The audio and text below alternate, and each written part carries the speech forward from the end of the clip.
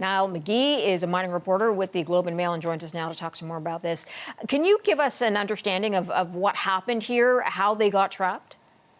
Yeah, I mean, these mining accidents, they do tend to be kind of freakish, and this one is kind of freakish. So I corresponded with Jeff Lewis. He's a spokesperson with Vale, the company that owns the mine and operates the mine in Sudbury.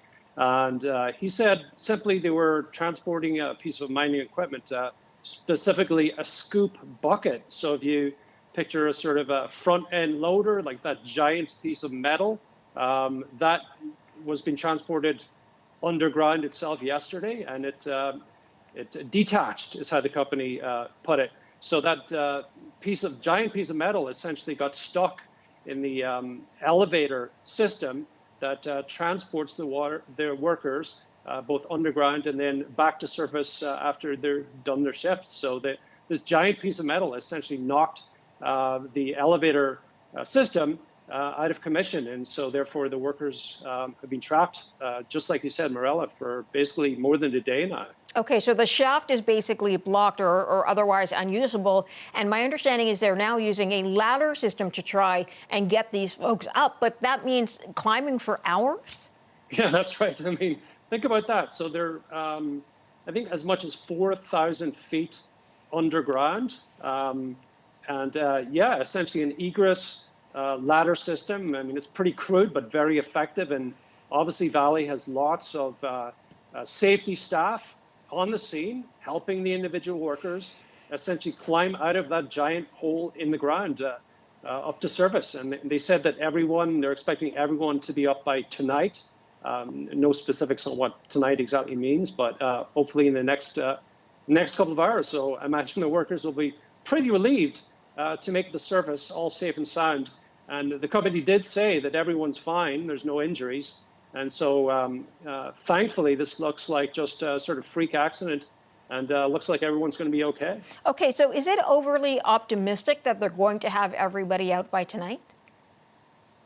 I guess it depends on how quickly people move, but that is the timeline they've given us. And what I'm not entirely clear on is how long the workers have actually been going up the ladder, so to speak. So 39 workers over the course of 3 or 4 hours to cover 4,000 feet.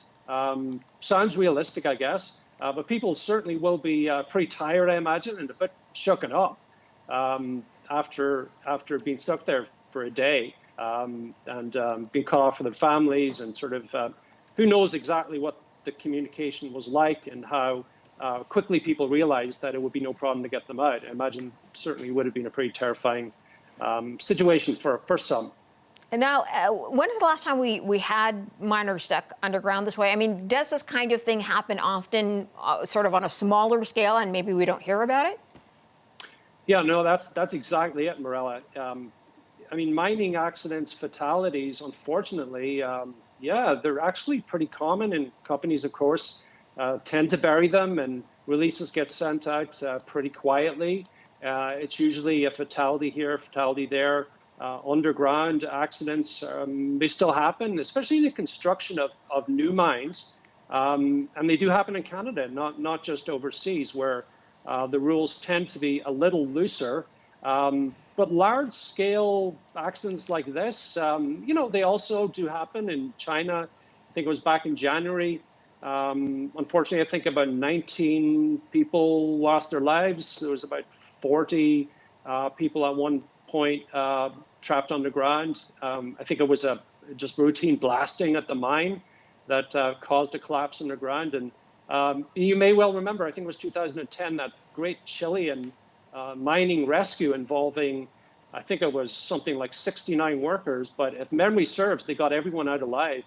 I don't know if they made a Hollywood movie about that one, but it sounds like they could have. Yeah. An absolute epic rescue. Well, I remember that one because they had to stay under there long enough to lose some weight, right, to be able to fit up through the rescue shaft that they had, which was just unbelievable. But I do remember that quite clearly. Now, I appreciate your time. Thanks for filling us in on this.